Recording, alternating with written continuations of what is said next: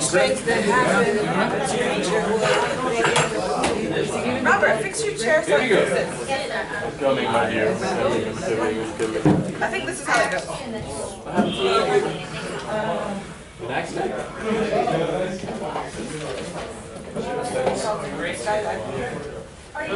Skydiving accident. Robert, this is not how it normally goes. It is. I was way too small. Go race. You're old news, buddy. You're old news. What happened? Did fast in the morning for a little longer? No. We're done with this one now. Congratulations, Dustin.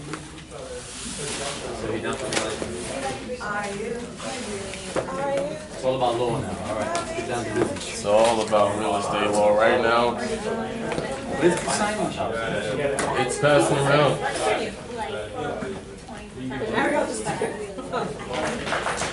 It was Depenya's fault.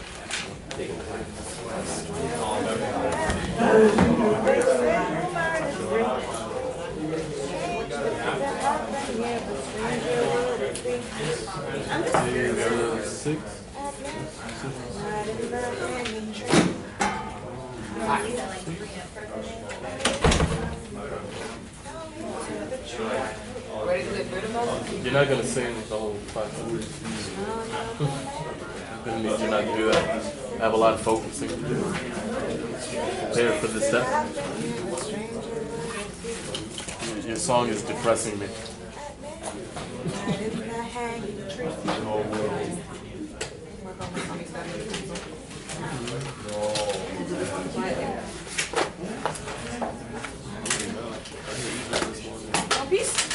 Okay, folks, we're going to start. Good morning. Good morning. Everybody looks mighty sharp today. I'm impressed. All for you, just for you. I'm sorry I didn't dress the part. We heard there was a final. Okay, I want to talk for a minute about what we're going to do today. I'm sure you have some angst about the final exam. It's going to be at 3 o'clock. From 3 to 4:30, hour and a half. I think that'll be plenty of time. Give you a quick walkthrough because I'm sure you're worried about what is it. It's 35 real short questions that can be answered in 1 or 2 words.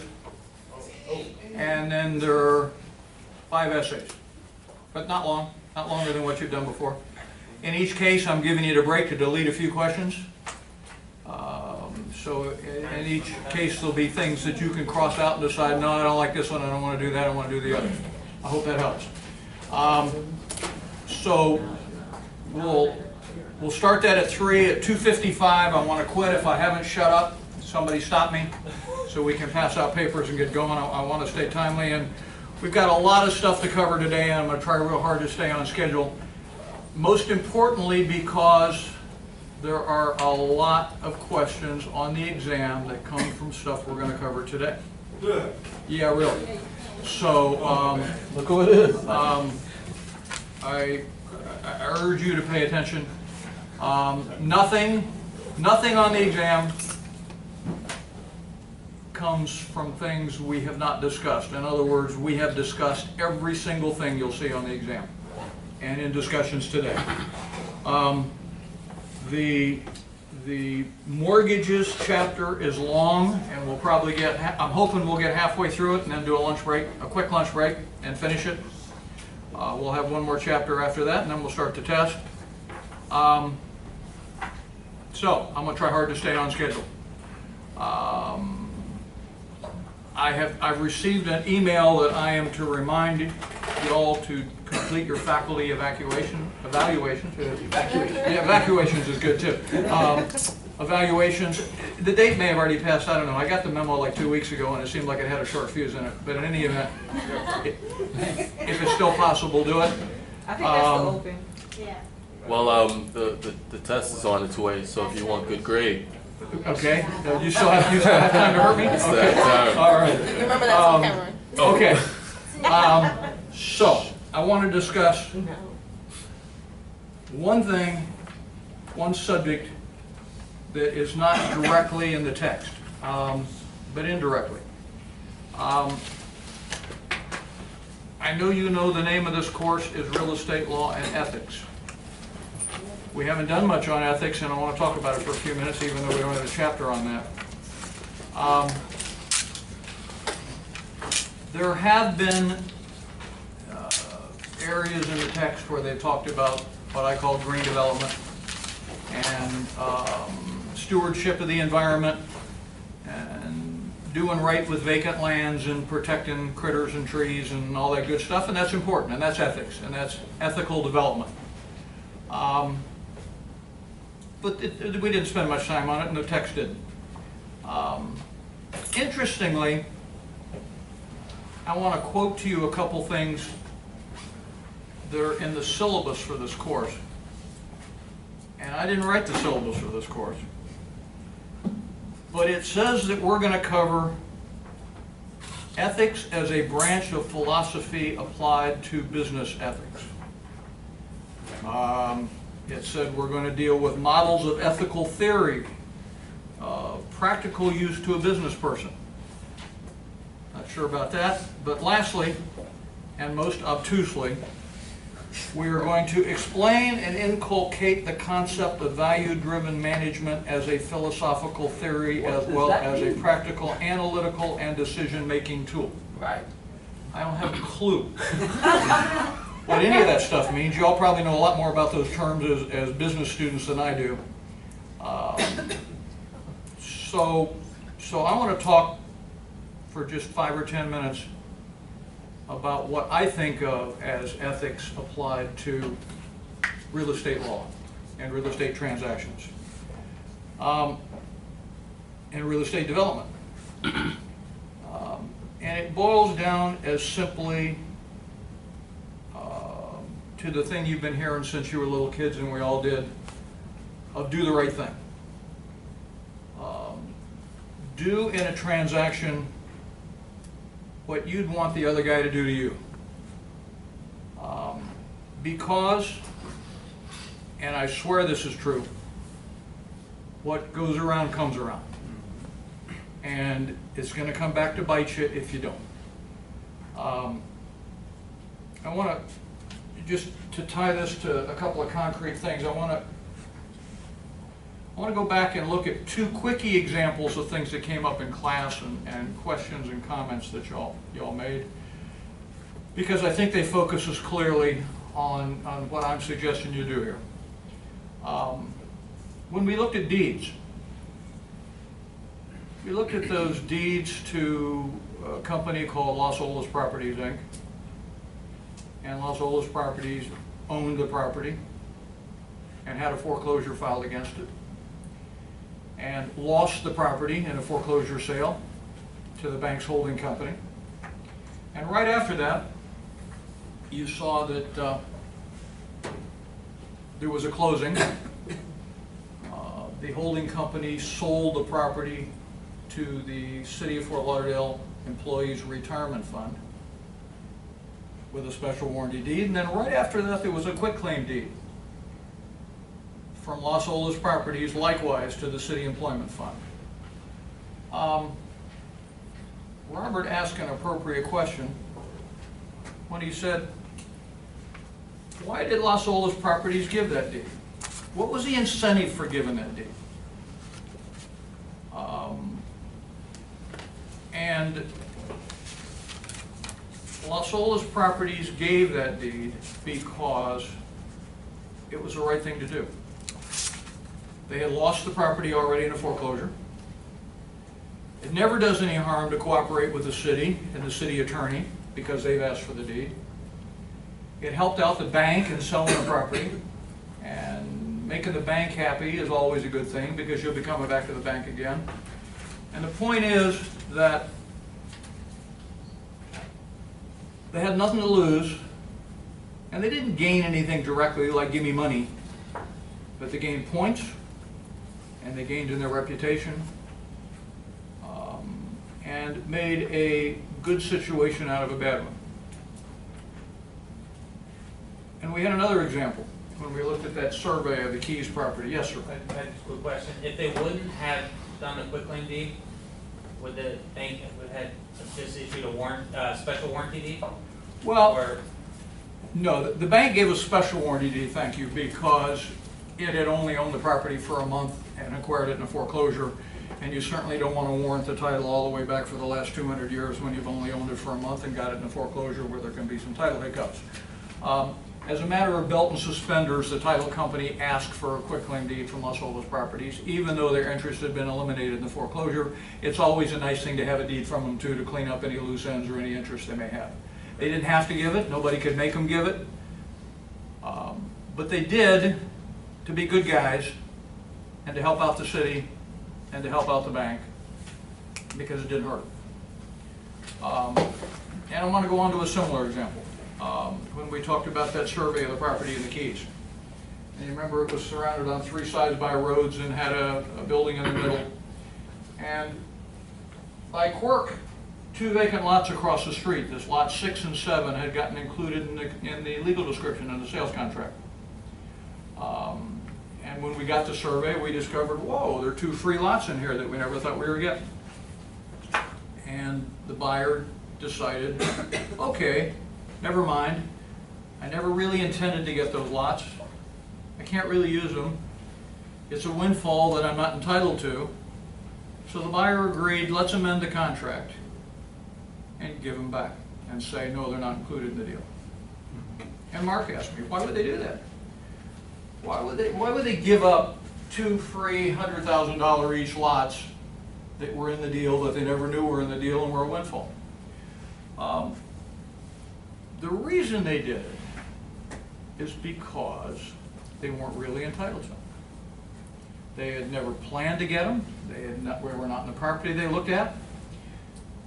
But so they quickly said, yeah, let's amend the contract to delete those 2 lots that we were never entitled to anyway. Now, they instantly, this buyer was from Tampa. The people in the Keys are kind of cliquish and don't know they only want to deal with the locals. They don't know these guys from Tampa. And they quickly bought credibility with the seller. They made the other side realize they could be trusted to do the right thing. And later in the deal, many, many issues came up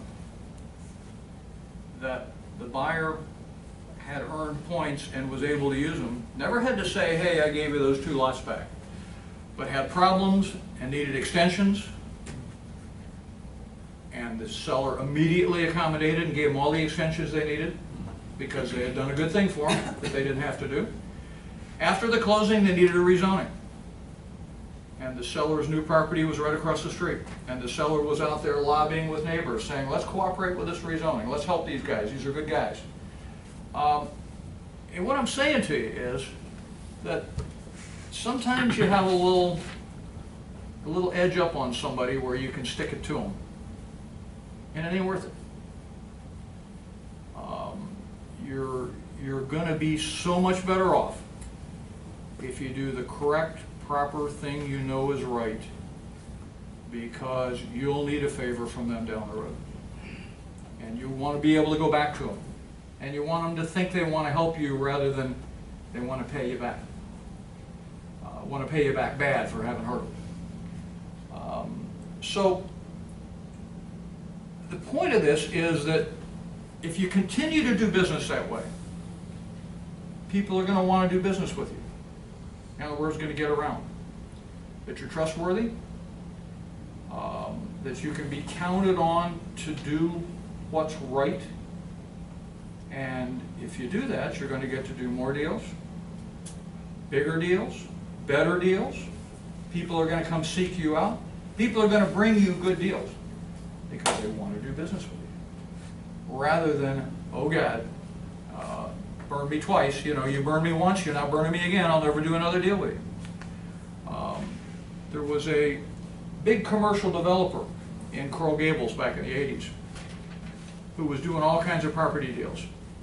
And banks bent over backwards to make loans to him. But then in just about every closing, they got in a fight with a bank over something. And with 2 or 3 different banks, they sued the banks. And they won. And they won those little battles. But all the banks decided to quit dealing with them. We don't want to deal with somebody like that. We don't want to deal with somebody that every move we make, we're probably going to get sued for. We have to worry to CYA, cover ourselves with everything. You want to put the other side, not to sleep, you want to put them at ease. Real estate deals are not supposed to be adversarial. We always tell you that both sides ought to have lawyers, and that's not so the lawyers can butt heads and sue each other, but it's so they can work together. And each lawyer is concerned only about his own client and doing what's best in the deal for his client, but working together with the other lawyer to get it closed and to get it done. And to get it done right, fairly to both sides. And that kind of attitude and that kind of approach will take you a lot of places. But the attitude of, how can I get a little leg up on each deal and screw this guy a little bit and screw this guy a little bit, and you hear people say, let's jam them on this and let's hammer them on that. Yeah, that's fine. You may win. But they'll never do business with you again. So that's my pitch. It's just a matter of looking at how do I want to go forward in the real estate world. And not only sleeping well and feeling good about what you do, but making people want to do deals with you. At the end of the day, if nothing else, you'll make your lawyer proud of you. You know, when somebody says to me as a lawyer, do you represent XYZ Corp? I'm pleased to say, yeah, I do. What good thing are you about to tell me they did, as opposed to, oh crap, what did they do now that I'm going to catch it for, you know? So it's an approach, and it's what I think ethics is all about as it relates to real estate law and real estate transactions, and I just, I'd like you to view it through that window of how can I make people want to do another deal with me, rather than can I earn an extra $5 here and screw them a little bit. Okay, that's the end of my pitch. I want to get back into the text. I want to refocus on the last thing we talked about from the chapter where we were talking about estates, because I think this is important, and there's one concept I left out of there in our haste to finish because we were running out of time.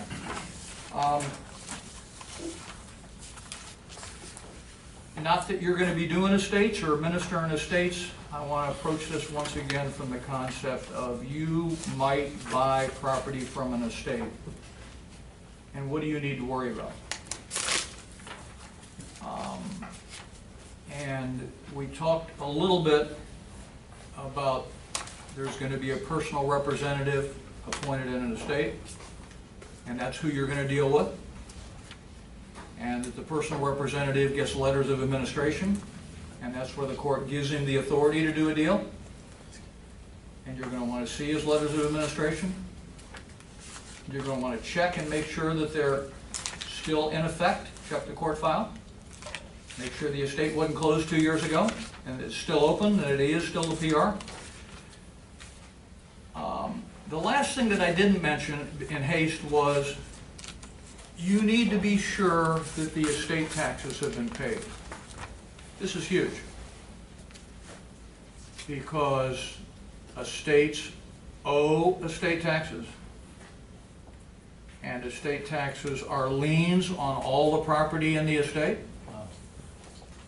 And if you buy a piece of property from an estate,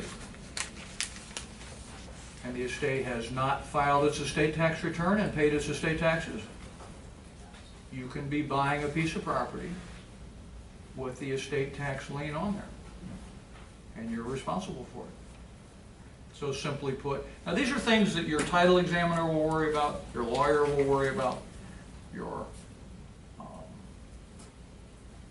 title insurance company, whoever's doing your title work, they'll remind you of this too, but these are things that you need to be aware of as you deal with an estate.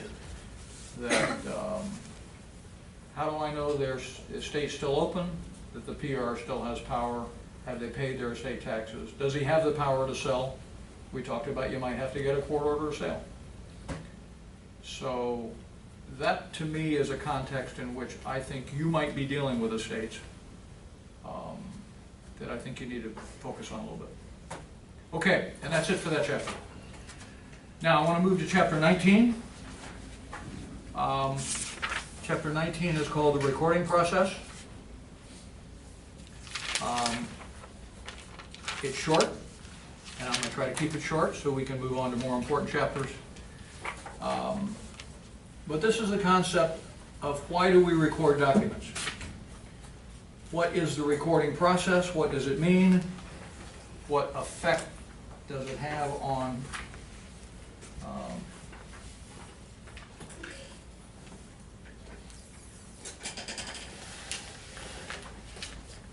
what effect does it have on title? And the whole purpose of this is to enable parties to look at the public records and learn everything they need to know about the status of title. What liens are on there, who owns it.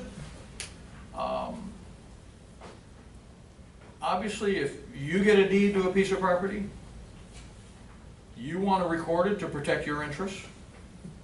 That protects you, that you are the owner, and shows the world that you are the owner, and makes the world deal with you as to that piece of property as opposed to the last guy who owned it. But lenders have to be able to take a look at the title, know what liens are on there, what liens are getting in front of, what liens may be behind them. So the purpose of recording statutes is to enable parties to be able to take a look at the public records and find out about the status of title. So that's what recording statutes are. They are statutes that require the entry into the public records of all written instruments that affect title to real property. And we have such a statute in Florida. And we have those statutes in every state. It's not federal law, that's state law that says record your documents.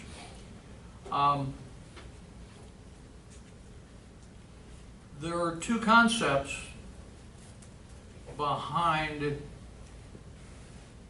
the reason that we have recording statutes. And they're concepts of notice. And there are two kinds of notice. There is actual notice, and that of course is things that you actually know about as to a piece of property. And that's pretty simple. Actual notice is notice you have actually acquired about a piece of property. But the more important concept and the more obtuse concept, but that really triggers the whole idea of what we're doing here, is called constructive notice. And constructive notice is sort of the concept of you should have known. Everyone is on constructive notice of everything that is recorded about a piece of property. Anytime you deal with a piece of property, whether or not you've examined the title, you're on notice of what's a record on the title. This is like that old concept of ignorance is no excuse in the eyes of the law. Whether you go look or not, you are deemed to be on notice of everything that's recorded. And you deal with a piece of property deemed to know what the law was in the public records. And deemed to know everything that you would learn from a physical inspection of the property. You can't say, I bought a piece of property and I didn't know there was a tenant on there because I never went and looked. So anytime you deal with any piece of property, you've got to check the public records, see who owns it, see what liens are on there, because even if you don't, you're deemed to know. And secondly, you've got to physically inspect the piece of property and see, what does a physical inspection tell you? Who's in possession of it? Is it your seller or is it somebody else? If it's somebody else, find out why. If somebody's using a road across the property and it's not the seller, well then you better find out why. Because you are deemed to be aware of it, whether or not you are. And you don't get to scream ignorance. Now, there are two types of recording statutes. The materials talk about both, and I'm going to tell you to ignore the first concept, that you're not responsible for knowing it, because it's strange and bizarre, and it's called the race notice concept. And all that means is, if 6 different people have deeds to this piece of property, they get to have a race to the courthouse, and whoever gets to record theirs first wins. Well, thank God we don't have that. Florida has what's called a notice statute, and that's why we just talked about that concept of notice. Florida statute simply provides that you get to rely on the public records. And if you take a deed from somebody who owns the property in the public records, and you deal with all the recorded encumbrances in the public records, whether they be mortgages or judgments or liens or whatever, then you get to ignore everything that is not recorded. So, mechanics who haven't recorded their mechanics liens, judgment creditors who haven't recorded their judgment, lenders who haven't recorded their mortgages, or other people that have deeds that haven't recorded them, you're not subject to any of that kind of stuff, because you are not constructively on notice of it, because you examine the public records, and that's all you're on notice of, is what's in the public records. And that's a notice statute, and that's what Florida has. You get to rely on the public records. Now, the recording process. That sounds complicated, and I want to tell you how simple it is, and how Can I ask you a how quick question painless on it is. notice, I'm sorry. statutes? Can I ask you a quick question on that? Of course. Sure. What happens if, maybe it's not in Florida, but I've heard like where a property is sold and then afterwards, like there's a mechanics lien that's filed afterwards. What happens in that situation? It's tricky. If,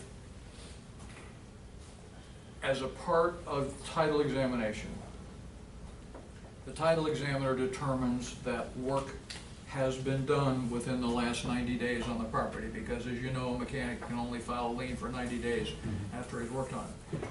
As a part of the closing, they require releases from everybody who has worked on the property. Okay.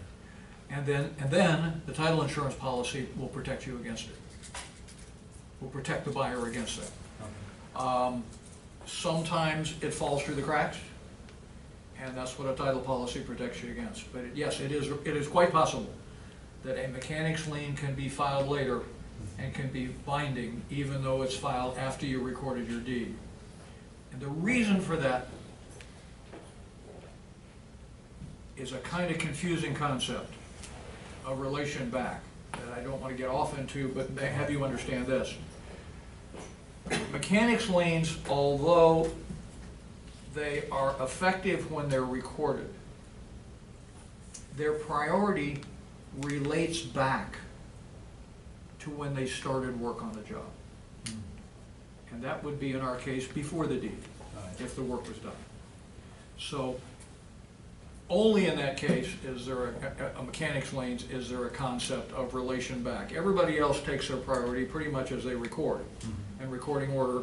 And as we'll see when we get into mortgage foreclosures, and I'm going to kind of diagram a mortgage foreclosure to get the idea of how you get priorities.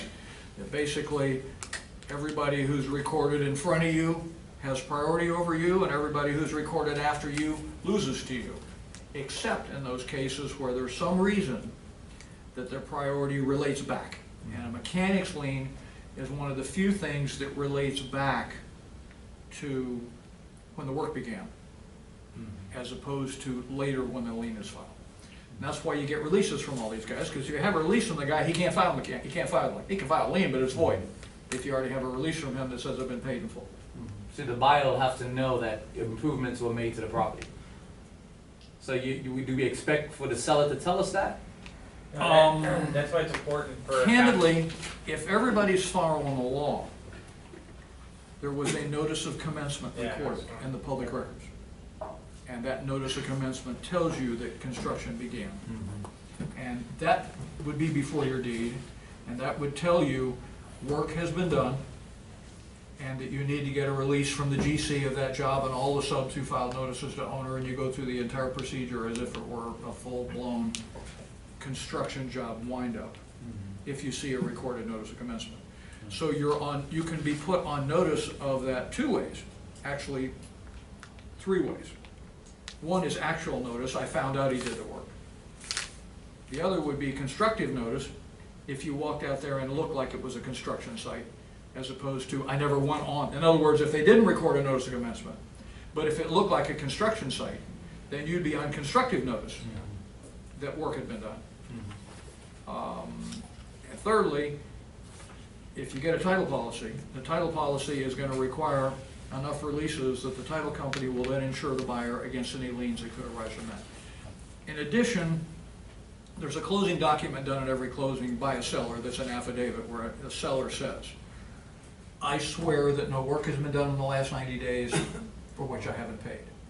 It's based upon that sworn statement that the title company will take the risk and insure it, because the title company can then sue the seller. Right, gotcha. And the buyer can sue the seller too, Yeah. but the buyer would much rather say, title company, you do it at your expense, Right. because they're covered. Got it. Dustin, do you have a question? No, I was gonna mention the notice of commencement, and that's why it's so important, Mark, to do the notice of commencement, because it's public record. It's contractor, even though it's not required over, under $2,500. Right, notice of commencement is an interesting document. Everybody used to kind of blow them off and not do them. Well, now building departments require them Yeah.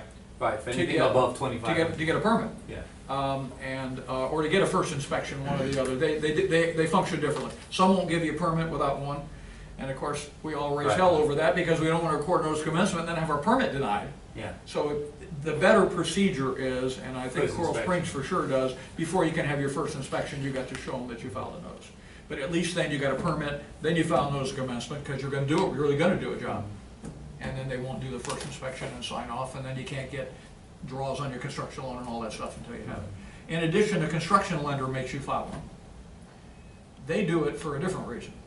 The construction lender wants to file his mortgage, and he wants the next instrument recorded to be the notice of commencement after the construction mortgage, so that all those mechanics liens relate back to the notice of commencement, but they don't get in front of the construction mortgage. So a construction lender will make you do it. Theoretically, city will make you do it, but you can't count on that. And based on both of those things, you should be protected taking a look at the public records and seeing whether or not there's a notice of commencement. But a lot of times they just don't happen. And of course, we also know a lot of times jobs are done without a permit, Yeah. in which case the city's not there to enforce the. And not all contractors will follow that rule, to file it if they're not pulling a permit, they may not file a notice of commencement. Very well may not, you're right. Yes, sir. Can that revert back then if you file the notice of commencement at first inspection? Say that again, please. Will that revert back, like if you file the notice of commencement at first inspection, does that revert back to the day that the job was permitted? No, the filing of the Like, it would be notice of for commencement mechanics is the day that mechanics liens take effect. Okay. So if even it got in front of the construction mortgage, then the construction lender's real upset, because then all those liens are in front of her mortgage. Yeah, Construction lender still wants everybody paid because they want the job finished.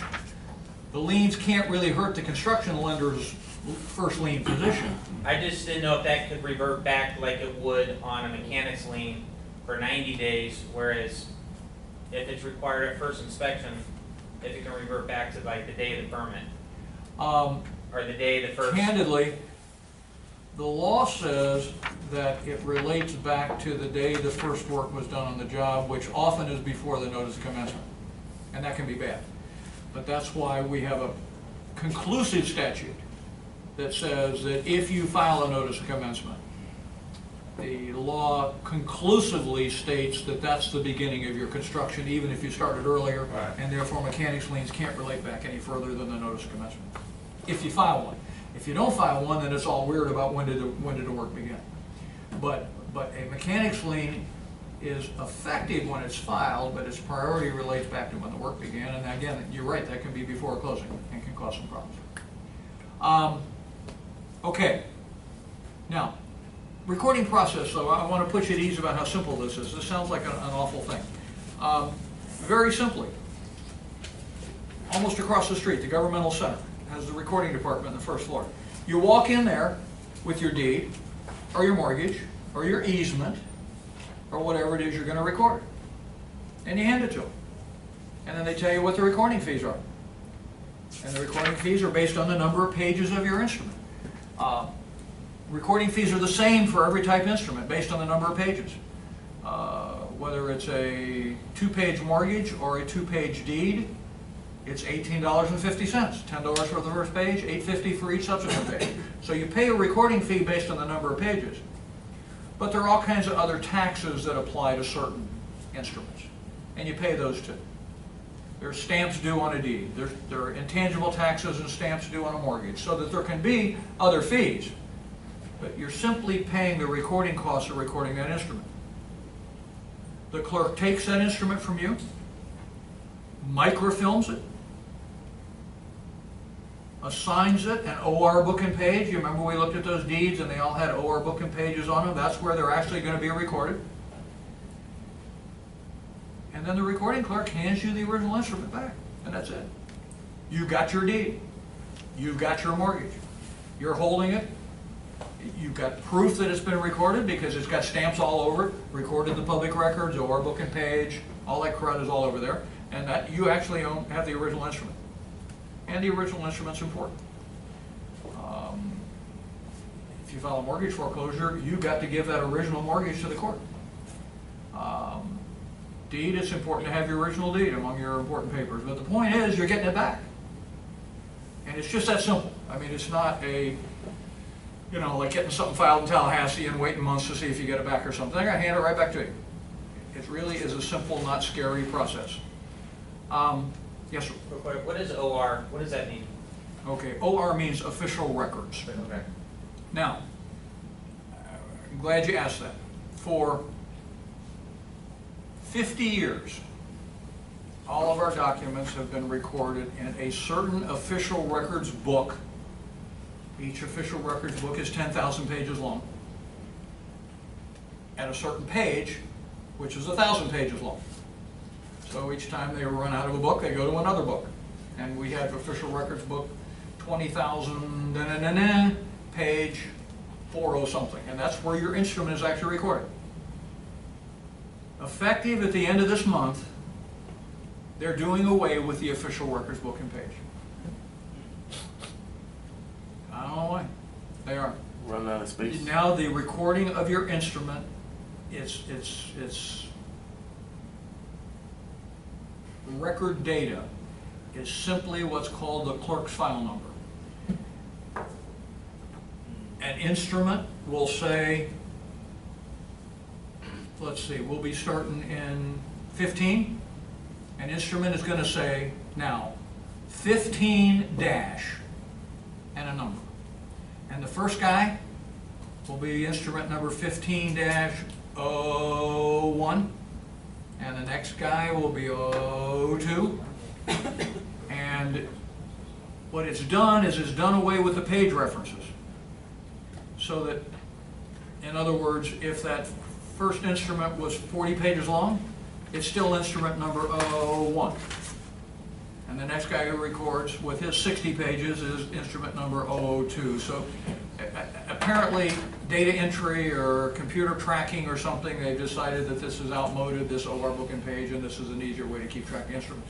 We've always had that other reference on an instrument, but we didn't give a damn because it got a book and page and that's where we went to look and find it. But now it's going to be instruments numbered sequentially from instrument number 0 of each year going forward, and OR books are gone. But it meant official records book. Yes, sir. And is that for each clerk in each county? Is that for each county? Or is that for the To state? be honest with you, I don't know. I don't know whether that's something Broward is changing alone or whether it's being changed statewide. The official records book and page concept has been statewide for 40, 50 years. It was introduced, I think, in the 60s. Whether the whole statewide is getting rid of official records book, I just don't know. But because you see, official records book was county by county. That was official records book of Broward. And there was an official records book of Dade. And so each one was county by county, and these things will be likewise county by county. That instrument number 01 will be instrument number 1 in Broward County for the year 2015, and there'll be one like that in Dade. I just don't know whether they're killing the official records book everywhere else or not, but we are. I don't know why. Okay, now, here's what this is all about. All these recorded instruments create the chain of title to a piece of property. When these instruments are recorded, they're recorded forever. They don't go away. There may be 25 deeds recorded on a piece of property. Or A deeds it to B, and B deeds it to C, and C deeds it to N, and N, and N, but they're all still there. They're all still there forever. And likewise, mortgages. Mortgages don't go away. The lender records a satisfaction. So the mortgage is still there, but there's a satisfaction recorded. And all of those instruments for the whole history of any single piece of property is called the chain of title to that piece of property. The chain of title to every piece of property in Florida begins with the treaty with Spain. All of Florida was acquired by the United States. You don't need to know this. Was acquired in the treaty with Spain. And then that meant that the U.S. owned every piece of property in the state of Florida, the United States government. And then the U.S. government gives a document called a patent to the state of Florida, piece by piece. The U.S., after Florida was formed, after Florida became a state, by a document called a patent, like a deed, the United States would convey piece by piece portions of Florida to the state of Florida. And then the state of Florida would start conveying out to individuals. In the old days, the first people they would convey it to were the Florida East Coast Railroad Company, where they would start deeding out rights away for the railroad. But the point is, but every single residential lot that we might look at has a chain of title going all the way back to the treaty with Spain. All of those documents, and again, and meaning each of the separate deeds, all the deeds all the way forward from the Florida East Coast Railroad to a developer to to each homeowner and then home down the line, those are all still there. And to look at the history, I mean, you could go to the courthouse and look in the public records and you could follow those documents all the way back to the treaty with Spain. Same treaty with Spain for everybody, one treaty with Spain, but separate patents maybe coming out of U.S. to Florida. Definitely separate deeds coming out of Florida to whoever bought that piece first. And you can follow that chain of title on every single piece of property all the way back to day one. Now, each piece of property used to have, until we got computers, until we got computerized title information, each piece of property used to have what's called an abstract of title. And they're still around, we just don't use them anymore. And they could be 3, 4, 5 volumes of copies of documents, even as to a single residential lot, one lot. Could be 3 volumes of stuff here, all the deeds, all the mortgages, all the easements, all the way back to first instrument, treaty with Spain. Patent, deed out of Florida, deed out of that guy, deed out of that guy, mortgages, satisfactions, all the way through. That's called an abstract of title. And the way that we used to determine, and we still do it very similarly, we just don't use that abstract anymore, would be that somebody examines all those instruments to see, is everything proper? Have all the liens been eliminated? Has everybody who ever had a deed ever deeded out? All the things that could happen that could create problems, well, they all get resolved on down the road. And the way that we used to determine that you had good title was a lawyer would review that abstract of title and would write you, the buyer, a title opinion. When I started practicing, that's what we did. I wrote a letter. I have examined the title to Lot 3, Block 4, and I hereby certify that the title is good, and that it's owned by so-and-so, and here's the liens on it, and here's the other restrictions and things. Well, that was okay for a while, but lawyers didn't like being sued when there were mistakes. And the mistakes could be done by the lawyer, but I need to back up and say that in this recording process, mistakes get made. Mistakes get made where the clerk doesn't post that instrument that's recorded against this property. Let's say somebody put a mortgage on a piece of property and they actually recorded it properly. But the indexing clerk down there at the courthouse, who was supposed to index that as to lot so-and-so, forgot to index it. So nobody can ever find the damn thing. So if you go down there and try to examine the title, you never would see that mortgage. That can happen.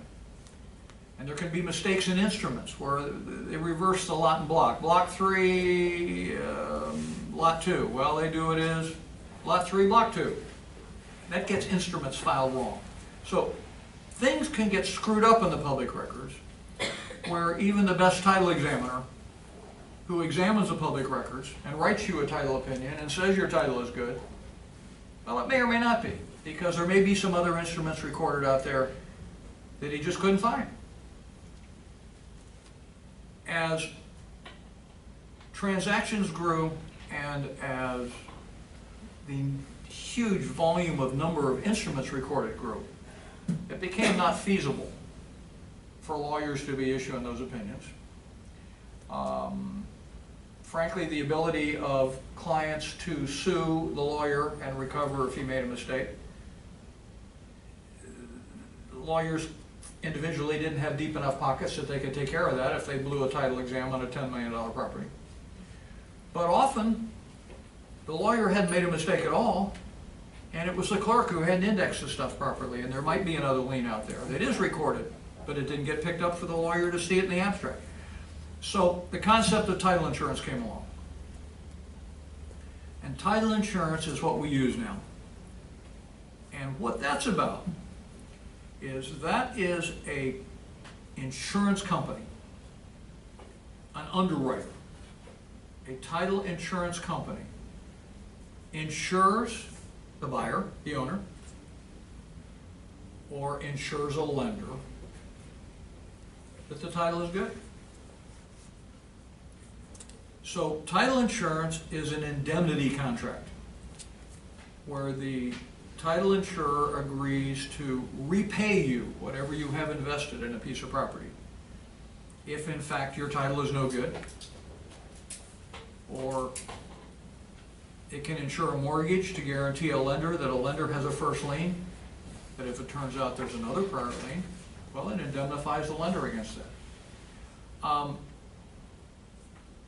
Title companies, just like insurance companies, collect lots of premiums and have this big reserve wad of money to be able to pay for mistakes, to be able to pay for recording mistakes or indexing mistakes or examining mistakes, so that as issues come up, and most titles, there's never a claim. So they've earned that premium, they get to keep it, and they build up reserve just like any insurance company building up reserves against a loss. But in those few cases where something is wrong, where something didn't get indexed, didn't get posted, didn't get examined, or got overlooked, the title company is there to indemnify you, to protect you against your loss. Now, title insurance, unlike other insurance that you're used to, you pay it one time. Got a one-time premium. You pay it at the closing. It protects you forever, as long as you own that piece of property. It even protects you for longer than that, but it's not worth talking about. But the point is, they don't send you a bill every year, just like your car insurance or your homeowner insurance, and say, okay, this year's title insurance is da-da-da-da. You pay a one-time premium on the closing. The policy gets issued to you. It's going to have exceptions. It's going to say the things that it doesncover. And whatever it doesn't cover, you need to make sure you're okay on it. It's going to tell you it doesn't cover restrictions. Well, you need to make sure you're okay on certain restrictions and stuff like that. But you don't have to pay the premium again and again. Title insurance policy may be issued by your lawyer. Your lawyer may be an agent for a title insurance underwriter. And most real estate lawyers are agents for underwriters, and they issue title policies. But so do title companies. I want to urge you, whenever you buy a piece of property, to get a title policy. It's cheap insurance, lasts forever. The losses can be huge. And just like in many cases, it's not so much the loss as the cost of defense that'll kill you. It pays the lawyer to defend you and to protect your title. And the attorney's fees can vastly exceed the amount involved for the amount of the lien. If somebody has a $1,000 lien against your property, it may take $10,000 of litigation to get rid of it. Well, they pay the lawyer. And if you get a mortgage, you're not going to have any choice. Lenders, because they would never do a deal without title insurance, are getting a title policy. And for a few bucks more, you can get an owner's title policy that protects you too. They're getting a policy and they're charging you for it. They're charging you as a borrower for their title policy that then protects them, the lender, that they have a first mortgage lien or a second mortgage lien or whatever they're entitled to. And for a few bucks more, the title company will protect you that you want. So, it's got exceptions. It's not the be-all, end-all, but it's the best thing we got. And you don't want to leave home without it. Yes, sir? So you're saying you should get a secondary title insurance policy even though the bank is getting one? Yes, because the one the bank gets doesn't protect you. The one the bank gets only protects them. Okay. That mortgage, it's called there's an owner's policy that protects the owner, that protects you, the buyer. And the flip side is a mortgagee policy that protects only the bank, that guarantees the bank that it has the first lien. Okay. But when purchased together, the cost of the second one is very small because they're kind of both insuring against the same loss. If there's a claim, the claim affects both the owner and the mortgagee, but it's still only one claim, and they're only going to have to pay it one time. So, but it's a huge difference in having your own policy where the company is obligated to protect you and pay your attorney and your attorney's fees, as opposed to protects the bank only, paying their attorney and their attorney's fees. Yes, sir? Is the title insurance premium that's regulated by the state? Say that again, please? Is that regulated by the state, the premium? The premiums are regulated by the state, yeah, it is, absolutely. Agents can charge additional premiums for the additional work they do in the transaction, preparing documents, doing the closing and stuff like that, but the actual premium for the title insurance is regulated by the state insurance commissioner. And the second policy only costs $25. So what I'm saying is, if the bank's getting a policy for $25 more, you can get a policy. Or you pay for your policy, and for $25 more, you get the bank's policy. So it's crazy not to. But there will be situations where there may not be a bank, would therefore not be requiring title insurance, and then it's up to you as a buyer to make sure you get it. From your lawyer, from a title company, from somebody, to protect you against these things that really there's no way to protect yourself against. These instruments that get recorded and get misindexed and stuff like that, they're still valid liens. You just can't find out they're out there. And the title policy protects you against it. Okay, so there's one other way of a form of title assurance that I just want to tell you about, but you don't need to know about this because we don't do it in Florida. And only a couple of states do it. You know how when you get a title of your car, you get a certificate from the Department of Motor Vehicles, and that certificate certifies to you that you own the piece of property, you own the car, the title certificate. Some states do that on real estate. Some states, you turn in your deed, and then the state issues a nice pretty little certificate with the state seal and all this stuff, and it guarantees that you own the property. Florida doesn't do it. Very few states do it. It really hadn't caught on, but it's most similar to your certificate of title issued by the state on a car or an airplane or a boat or whatever. That's another way of taking a look at the title and seeing, and in those cases, if you have a certificate from the state, by God, you do own it. But we don't have that. Meaning, you're on your own to examine the public records and make sure the title is good. And that's it. That's it for that chapter. That's the recording process and the concept of notice and what's recorded and the fact that you are on notice of everything that is recorded that affects title of a piece of property. Now, chapter 20 is the closing process, and I want to move on to that now. We have a sales contract, and maybe we've taken a look at the title already, and now we're going to close the deal.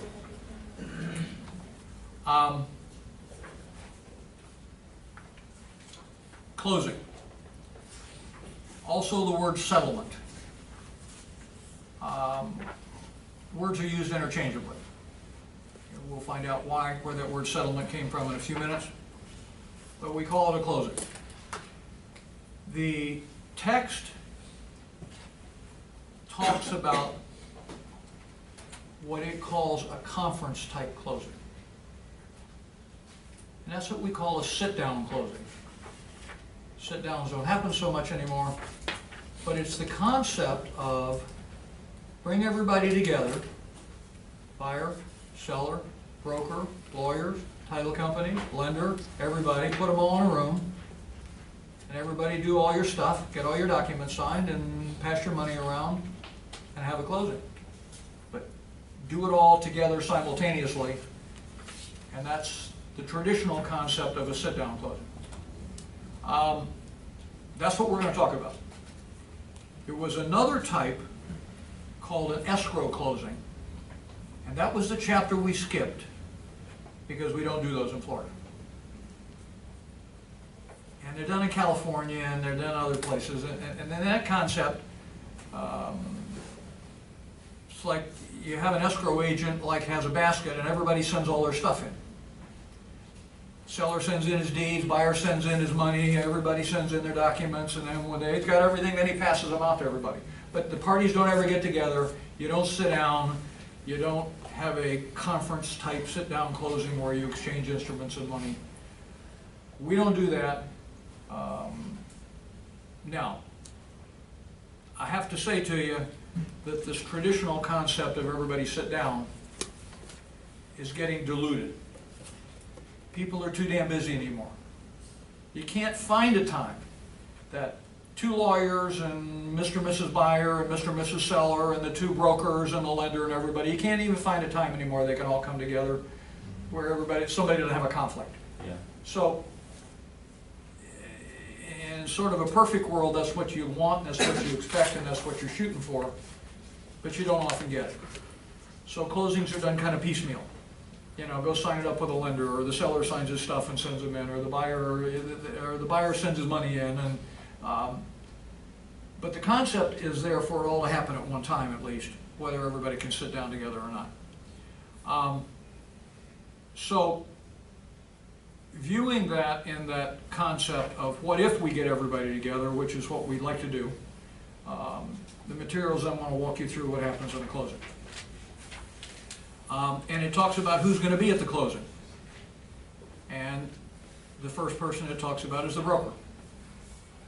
Usually two brokers, realtors. The listing broker and the selling broker. And the brokers have an economic interest in the closing. They want the deal to close, and they want to get paid their commission. So they usually come, don't do much at the closing because their work is done. They just want to see that it's closed. There's a line in the book that I just can't resist commenting on. On page 463 of the text, it says, and I just love this word that's chosen. It says, and if the seller doesn't have a lawyer, the realtor usually explains to the seller what's going on and what all the documents are. It says, as the closing unravels. And unravels sounds to me like as it goes to hell, as it falls apart, as it's torpedoing, you know. I think the better word is unfolds, or proceeds, or goes forward, but it sounds like the broker will explain to you why your deal is going to hell. That's not the idea. The broker is there to coach an unrepresented party, to show them what's going on, because the broker's done it before, and often the buyer or seller hadn't done it before, or hadn't done it as often, that's for damn sure. So, the realtor's going to be there. There's normally going to be a lawyer there, not always, but hopefully. There may be two lawyers, one for the buyer, one for the seller. Hell, there could be three lawyers, a lender's lawyer. And the lawyer's role varies in terms of what's going on at the closing, but normally it's to explain all the documents to his client, make sure the client understands what the documents mean, what he's signing, what he's agreeing to. They've all been reviewed in advance. The lawyer's not saying, oh, wow, that's the deed? Okay, let me see how it looks. Everybody's exchanged documents in advance among all the professionals. They've all read them, they've reviewed them, they've negotiated them, they've required changes in them. By the time you get to the closing, everybody's happy that the documents' bugs are all worked out. But the parties don't know any of that. So the lawyer will often explain the documents to his client, not to the other guy's client, or the other unrepresented party. But the role of the lawyer really is to make sure that everything happens in the closing as the sales contract said it was gonna. Because the sales contract, you remember, outlines all this stuff. It says who's gonna pay what, who's gonna do what. It's all in there. That's why the sales contracts are 10, 12, 15 pages long. They talk about all the things that are gonna happen before the closing and all the things that are gonna happen at the closing. Lawyer's job is to make sure that all happens as the parties have agreed in the contract. There's going to be another person that sometimes is the lawyer. The materials call him the settlement clerk. We call that person the closing agent. In Florida, you're going to hear about who's the closing agent. The sales contract has a blank that you fill in that says who's going to be the closing agent, or who's going to select the closing agent. Sometimes called the settlement agent.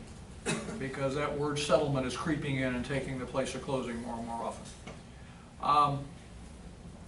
It's the person that makes sure that everything gets signed up right,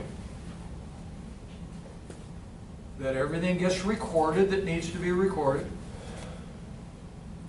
Normally, that person handles the money and makes sure that everybody gets paid what they're supposed to get paid. And 99 times out of 100, that's going to be the party that's writing the title insurance policy. Meaning, it's going to be an agent of the title company, or it's going to be the buyer's lawyer here in Broward County. Palm Beach County, it would be the seller's lawyer. Going to be the person who's writing the title policy. Traditionally in Broward here, if title policy is written for the buyer, it's done by the buyer's lawyer or a title company. In Palm Beach, it's done by the seller, but the seller's lawyer. But the point is, whoever's collecting all the documents, making sure that all the liens get paid off, making sure that everything gets recorded, there's going to be a person there who is serving in that role as a closing agent. And it may in fact be the buyer's lawyer. Okay. Now the materials go through now and say, okay, now let's take a step back and talk about preparation for closing. And what do the parties do in order to prepare for a closing before you get to the closing? Now I'm going to go through these real quickly because most of them we're aware of. From the buyer's side, before the closing, the buyer has obtained his financing. Applied for a loan, gotten approved for a loan, knows who's going to loan him the money to do the deal, unless he's doing it all cash. The buyer has had somebody examine the title. The materials talk about like the seller shows up at closing and proves he has good title. Nah, this all happens well before the closing. Buyer's attorney or buyer's title company examines the title and says what's necessary to make sure that good title can be conveyed at the closing. Buyer's got to find insurance, hazard insurance, flood insurance maybe. Definitely down here, windstorm insurance. Y'all may or may not know that most insurance policies now exclude windstorm. You got to go shop for a separate policy, usually with Citizens, a nightmare, to cover you against a hurricane, because your basic homeowner's policy that covers you against fire says, but we exclude a hurricane. So you got to go buy a separate windstorm policy. You may or may not have to get a flood insurance policy. You may want one even if you don't have to get one. If you're getting a new loan and you live in what's called a flood zone, and you find out what that flood zone is, the lender will say, if you live in that zone, you're required to get flood insurance. And that's because a regular hazard insurance policy excludes a flood. It excludes rising water. Some places you may not care. If you live on top of a mountain, who gives a damn? You're not going to have a flood. But if you're lowland, you live in canals, near canals that can overflow, it's important. So you may be looking at three, just even on a residential policy, a residential deal, you may be looking at a hazard insurance policy, which is your fire and other perils and your homeowner liability and your furniture and all that stuff. But it's excluded flood and wind and hurricane. So then you go look for a flood policy to protect all that stuff in case there's a flood. And then toughest of all, you go look for a windstorm policy, where you deal with Citizens and they want to see your storm shutters and what kind of fastening holds your roof down, except you can't see that anymore, so they try to figure out what kind of nails you got under your roof tile. And but the point is, that all gets done before the closing, because the insurance has to be effective the date of the closing. And that doesn't just happen with a phone call at the closing, hey, cover me. Yeah. The buyer's got to figure out where he's going to get his money. It says he's got to determine how much he owes. Well, we're going to talk about a closing statement in a minute. Whoever's doing the closing is going to have done a closing statement, and that's going to show the buyer how much he owes. But a day or two before the closing, the figures get done, maybe later. But the buyer's got to figure out where's the funds going to come from. Even this few years ago, that meant go get a cashier's check, go get a bank check. People won't even take that anymore. We're talking about wires now. All closing money gets paid by wire transfer. So that means the buyer is going to have to have lined up with his bank where his money is, or his stockbroker, that he's going to be given wiring instructions for the morning of the closing for them to wire money somewhere. Buyer's got to be getting those funds lined up though. Buyer, of course, has done all his inspections and has already inspected the property, and the day of the closing is going to do a walkthrough, make sure everything's the same as it was a month ago when he signed the contract, or 3 months ago. Make sure there's not some tenant in the house all of a sudden, or the roof hasn't fallen in, or whatever. The walkthrough, make sure everything's good and he wants to buy it. And as part of those inspections, the material says, and maybe the buyer wants to get a survey. If I didn't drive that home earlier, I want to do it again. The buyer will have gotten a survey. You must get a survey. If you don't, you can be buying nightmare. You can be buying a piece of property with half of the neighbor's house on it. You don't know. You got to get a survey. You got to review it, make sure you're getting what you think you're getting, see what the easements are, see what the encroachments are. So the materials don't say that as an item number 6, but I'm saying it, and it ought to be a hell of a lot higher than number 6. So those are all the things the buyer's done to get ready for closing. The seller's got some things to do to get ready for closing. He's got to furnish the title information. We talked about that abstract. I kind of left you hanging before when I said we don't do that anymore. We now do that with a computer printout. It's the same concept, but we have a computer that gives us a printout of all those instruments that affected title of the property. And you look at copies of all of them you wanted to. It's still a chain of title. It's just not really an abstract anymore, but it's a computer printout of the history of all the instruments and copies of the instruments that you want to look at. The seller gets that and pays for it and delivers it to whoever is going to examine the title for the buyer. So the seller's first obligation is to get the evidence of title, to get the title information and deliver it to the buyer's representative who's going to review it. It's the seller's job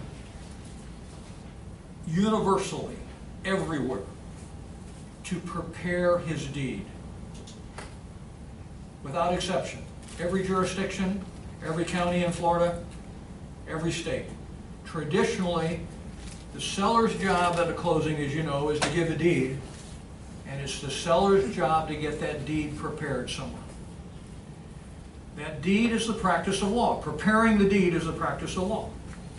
So it's got to be done by somebody who's authorized to practice law. Now the buyer's lawyer, being a good guy, he may offer to do it for the seller for $100. But it's the seller's job to do it, so if the buyer provides it, the buyer's lawyer is going to get paid for it. If a title company does it, title company is allowed to do that. Remember, if they're writing a title policy, even though they're practicing law, they're allowed to prepare the documents to close pursuant to their title commitment. So maybe the title company prepares the deed. But the point is, if you show up at the closing and nobody's agreed to do that, everybody looks to the seller and says, where the hell's your deed? It was your job to have a deed. The sales contract said that you'd provide the deed. So the seller's got to arrange where's the deed going to, who's going to arrange the preparation of the deed. The seller has got to remove encumbrances on the property prior to closing. What that means is he may have a couple of mortgages on there. They're going to get paid off at closing, but it's the seller's job to go get payoff letters from those lenders and provide them to the closing agent saying how much is due. What's the balance on my mortgage to be paid off on the day of closing, including interest through the day of closing and maybe another day or two until the money gets to the lender. And if he's got 3 mortgages, he's got 3 payoff letters to go get from 3 lenders. And maybe there's a mechanics lien, and maybe there's a judgment, and maybe there's all these other things that have to be cleared up. Well, he's got to do them before the closing, or there ain't going to be a closing. The materials talk about seller supposed to gather all his utility bills and his receipts. This is not really a big deal. Most utilities, you know, like electric company and water company, they do a reading on the day of closing and they send the seller a final bill and the buyer opens a new account, etc. The reason they make such a big deal out of it is utilities that are water or sewer or garbage that are furnished by a municipality or a county, city, county furnishes these services, they can create liens on the property. So title companies worry about these because liens can be created from the failure to pay a water bill, or the failure to pay a garbage collection bill, or a sewer bill, because those are normally to governmental entities and they have lien rights.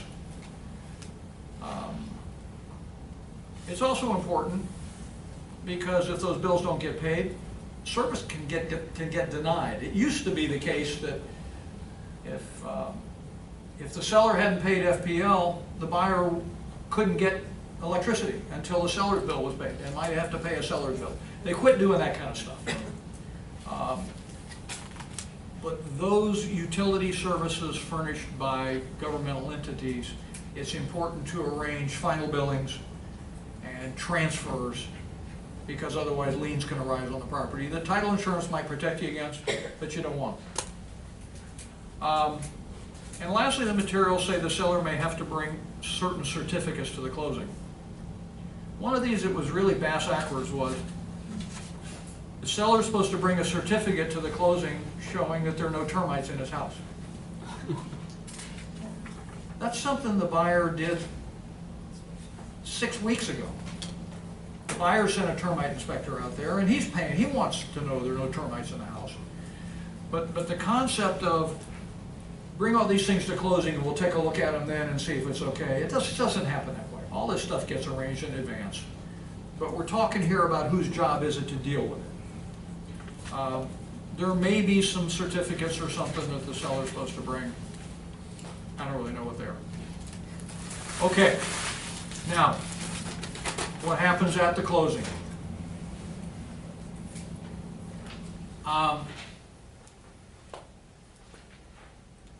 Simply put, the seller is obligated to tender his deed. And I'm going to explain that word tender in a minute. And the buyer is obligated to tender his money to the seller. Now, in both cases, the seller doesn't really hand his deed to the buyer. He hands it to the closing agent who's going to go record it. The buyer doesn't really hand his money to the seller. He handles it to the closing agent who's going to use it to pay off liens and stuff. The purpose of this word tender, though, is when somebody doesn't show up at a closing and you're wanting to perfect your lawsuit against them for specific performance or for damages, you, the good guy who's performing, have to tender your obligations, and that's where the word tender comes from. Even if the seller doesn't come for a closing, the buyer has to show up at a closing and has to tender his money. Or if the buyer doesn't show, a seller has to show up and tender his deed, because those actions are required to perfect the ability to create a lawsuit later. That's why they use the word tender. So for a no-show, you tender whatever your side was supposed to do to demonstrate your right to proceed against it. But basically, seller's giving his deed and his other documents and handing over possession, and buyer is handing over his money and getting possession and a deed. Now, there is an excellent little figure in the text that I want to discuss with you. It's on page 474 of the 7th edition of the text, called figure 20.3. And I want to go through it with you. And I want to go through, if y'all will find that, those of you who have your text and want to look at it. there is a excellent paragraph at the bottom, just below that, where it says, in reality, most closings involve two distinct but related transactions. And that section is well written, and I commend it to you. And it tells you what's going on in the diagram above. And I want to walk through that diagram with you, figure 20.3. Everybody there that's going to be? Okay. Looking at that figure. And I'm going to tell you the order in which these things happen. And the order is kind of different than is set forth in this paragraph that talks about two distinct but related transactions. The paragraph is correct of what all goes on, but here's kind of the order in which it happens. Looking at the buyer, the first thing that happens is that arrow of note and mortgage. The buyer signs up his loan documents. If the buyer isn't going to sign the documents, then you ain't going to have a closing, if there's a new loan being used to finance it. So the first thing that's got to happen is that first arrow going to the right and up.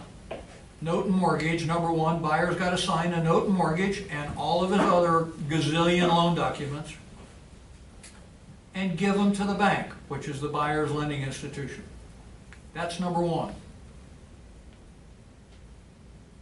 Now the bank may not be there, so they may tell the closing agent, take the documents, hold them, send them to me later. The bank's probably not going to be there. But the concept is you got to sign up the buyer's loan. Then, when that's been signed up, buyer's lending institution, the arrow coming down, sends money to the buyer, theoretically. Number two is that dollar sign coming down from the lender. That means the lender sends its loan proceeds to the closing. Whatever amount the lender is loaning to put into this deal, theoretically, it gives them to the buyer, but it doesn't give them to the buyer. It gives them to this closing agent we talked about. The lender then wires the loan proceeds to the closing agent. So the closing agent is sitting there and he's got all the loan documents all signed up that he's going to have to give to the lender, and he's called the lender and said, okay, the loan's signed up. Lender says, cool, we'll wire you the money. The lender wires its loan proceeds to the closing agent. All right, that was item number two. Item number three is not shown here at all, and I'm going to tell you what it is. The next thing that happens is buyer and seller and closing agent are going to go through a closing statement. It's going to have all of the money set forth on it, and we're going to go through one in a minute. But it says who's paying what, who owes who what, who's paying what closing costs, who's paying off what loans. A closing statement will be signed, or a settlement statement, or a HUD-1, or whatever it is we're going to call that thing, is going to get signed up between the parties where they all say, buyer and seller, yeah, we agree with all the figures. And the broker's commission's on there, everything's on there. Every single nickel is accounted for, including, as we talked about, how much money is the buyer going to owe? Because down on the bottom line, it's going to say, buyer, you now owe $8. And buyer's going to call his bank and say, wire it, but he probably already did that morning and already wired it to the closing agent. But at some point here in the middle, between buyer and seller, we got to sign up that closing statement. Now, once that's done, the bottom arrow that says deed, that's number 4. Seller signs the deed, and as the arrow says, hands it to the buyer. But he doesn't hand it to the buyer, he hands it to the closing agent, because he's going to record it. Who's acting as the buyer's agent. So closing agent gets the deed. But now seller has signed all this stuff. So now the money on the top from buyer back to seller, now the money can flow to the seller. So number 5 is the money going back from the buyer to the seller. But it's not coming from the buyer, it's coming from the closing agent. Because on that same closing statement, as we're going to see in a minute, there's going to be kind of a net due seller down at the bottom. After everything gets paid off, after the seller's loans get paid off and all the fees and costs, and then it is going to be a net due seller. So that net amount is the arrow with the dollars going back from buyer to seller, but it's really closing agent back to seller. There's really a closing agent in the middle of all this, and all the arrows should be going to and from the closing agent.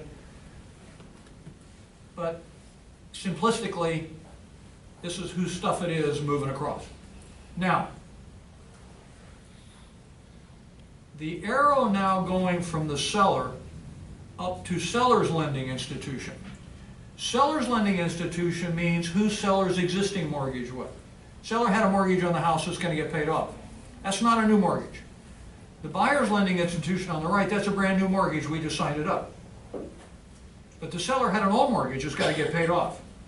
Now, of course, you don't hand the money to the seller and say, do me a favor on your way home, will you go pay off your loan? The closing agent, the money that it didn't give to the seller, the closing agent then handles that upper left-hand money arrow going up to seller's lending institution and paying off the seller's loans.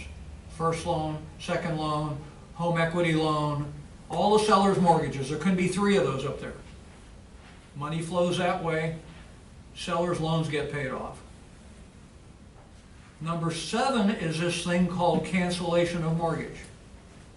In Florida, we call that a satisfaction of mortgage rather than a cancellation of mortgage. Same item. After the bank gets its money and processes it, and figures out, is this everything we need, is it all, zeroes out the account, the bank prepares an instrument called a satisfaction of mortgage, signs it, notarizes it, sends it to be recorded, but normally sends it back to the closing agent and said, closing agent, you record it. Some banks record them themselves and collect the recording fees to do it. Other banks send it to the closing agent and say, you do it. In either event, seller's mortgage satisfaction has got to be recorded, and that happens last 2, 3, 4 weeks or months after the closing. But it's been paid off. You're just waiting for the instrument to show in the public records that it's paid off. Now, so as the materials talk about, there are 2 distinct but related transactions. One is between the buyer and his lender, signing loan documents and getting money. And the other one is between the buyer and the seller, getting a deed, paying money, but some of that money goes to take care of the seller's lender. This thing's pretty well done in a simplistic sense. And sitting at the closing are buyer and seller, and probably the brokers and a settlement agent, but not the seller's lending institution. They're just some bank sitting out there waiting for a wire of money to come in, and not the buyer's lending institution either. They don't send people to closing anymore. They just send documents, get them back, then send money. That's what happens in a closing. Anybody have any questions or comments? Yes, sir. When you do a big, like a $50 million transaction for commercial property, does the bank come to those closings? Does who come to the closing? The bank? No, so they still No. they don't even send their lawyer. They send their documents to the closing agent and say, get them signed. Let me know when they've been signed. Sometimes they want to see them first before they wire their money. Sometimes they trust the closing agent. The bigger the deal, the more often they'll say, overnight the documents to me, let me see them, we'll wire the money to you tomorrow. In which case that loan gets signed up the day before the closing. And in those bigger deals, you're going to find the bigger the deals are, the more important the people are, or think they are, and they can't be bothered to come to a closing. Used to be a big deal. Oh man, wear a coat and tie, fancy ceremony, this is great, big happy event. Broker brought a bottle of champagne, nice wonderful event, a party. And now it's all, I'm too damn busy, here's my money, you take care of it. It's just the way it's evolved, and that's, as we talk about, people too busy. All the buyer wants to do is send the money and lawyer, you take care of it for me. And the seller says, here, send me the deed, I'll sign it, tell me when it's closed, send me my money. For sure, the lender doesn't come. Some cases today, the lender requires the buyer to come to the bank and sign the loan documents. Sometimes they're not at the closing. That's coming back around a little bit. Banks are now wanting to get a chance to bring the buyer into the bank and sign up their documents there. In which case, they've already got their documents. All they have to do is wire money to the closing agent, and then they send the original mortgage to the closing agent, who's got to record it anyway along with the other documents. Okay, that's what happens at a closing.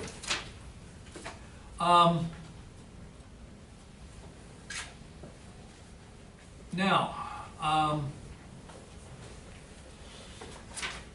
there is a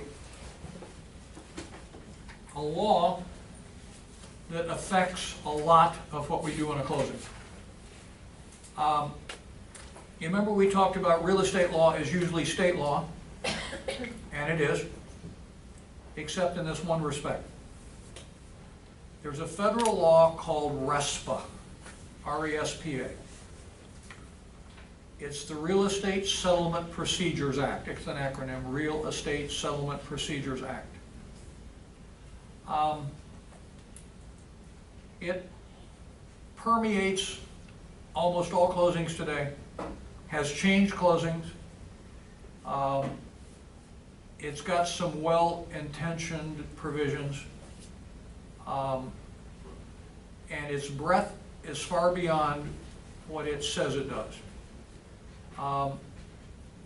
Specifically, RESPA says it applies to residential properties only of 1 to 4 units, and it applies only when there is a new federally related mortgage loan being entered into or taken out at the closing. That means a bank, savings association, credit union, anybody whose deposits are insured by the federal government in any way. If they make a loan, RESPA applies.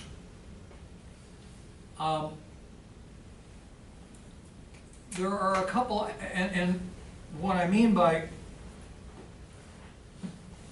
going further is because so many deals are regulated by these provisions of RESPA, even though you have a deal that may not technically fall within the 1 to 4 units and the brand new federally related mortgage loan, it's created a custom and a procedure of a way of closing things, taking on a life of its own far beyond its specific terms. Now, the first thing it does is anytime somebody goes in to apply for a loan, the law requires that the bank give them a booklet that explains all the settlement costs that they may run into. That's no big deal.